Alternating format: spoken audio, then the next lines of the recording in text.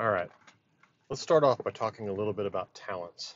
Talent setups are very important to your game. They allow you to set up in two different styles, either your war talents or your economic talents, economy talents. There's very explicit purposes for each talent. The war talent is good for building troops, making your march size larger, for getting additional attack percentages, defense percentages, those type of things. As you can see from these talents, there is two different paths here. There's an upper path and a lower path.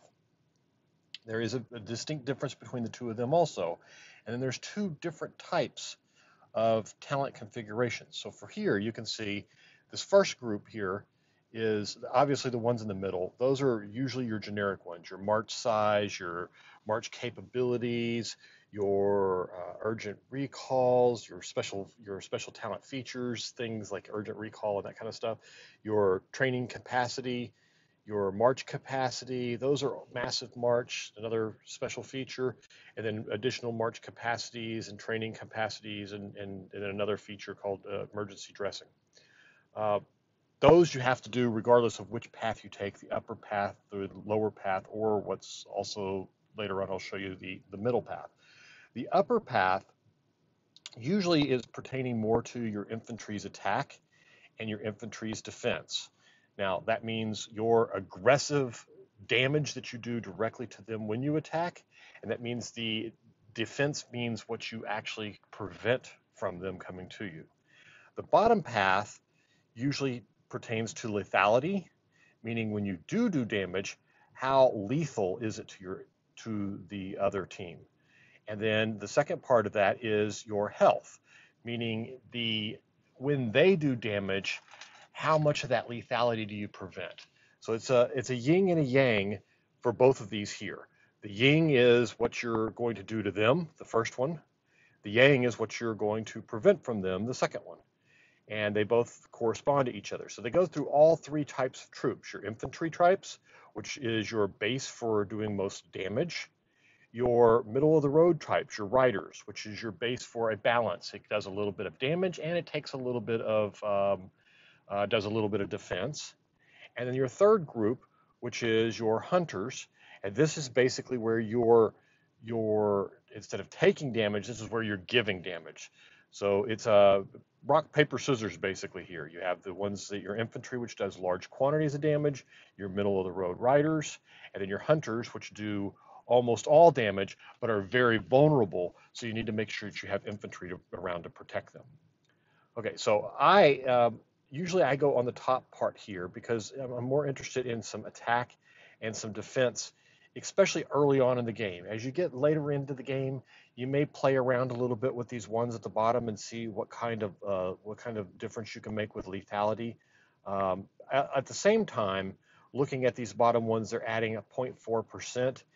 The whole thing total together is 1.2%. So it doesn't make a whole lot of difference in the large scheme of things, except when you initially start playing. So sticking to the top there is usually my suggestion, but the bottom isn't unheard of. Getting these points is really important because as you start getting in here, you can add to your march size and your training capacity. So if you're training troops, you certainly want to be in the war talent side. If you're attacking someone or taking a hit from someone, you definitely want to be on the war talent side of things. This allows you to have larger march sizes, up to 1.5K for all 5 of the research here. Now you'll notice here there is a 3-point piece that is running. This has 3 different sections, but it depends on what type of troops you want to affect. So the top one is all about the infantry.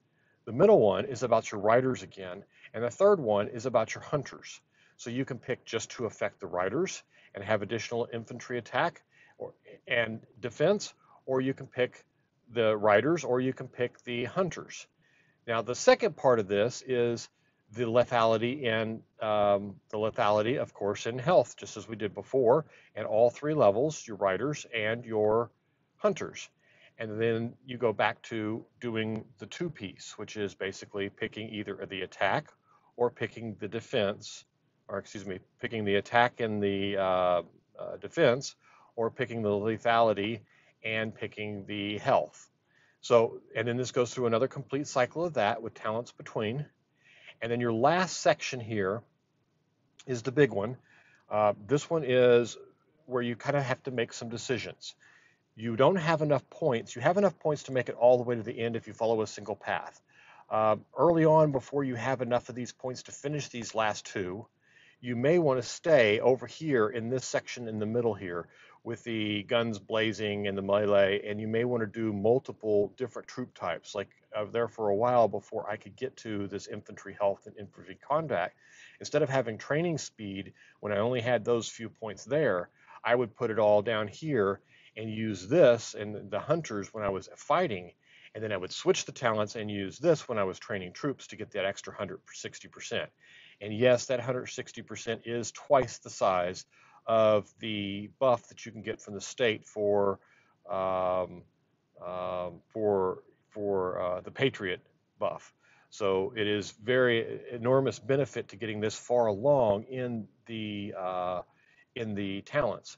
Whereas if you look at close combat here towards the end, you're talking an additional 24% to my lethality, and over here you're talking 24% to my attack, and 24% to my defense. And this, of course, if I had enough points to finish it, would be another 24 points to my health, which I'm level 59 instead of level 60. That's why I can't do it.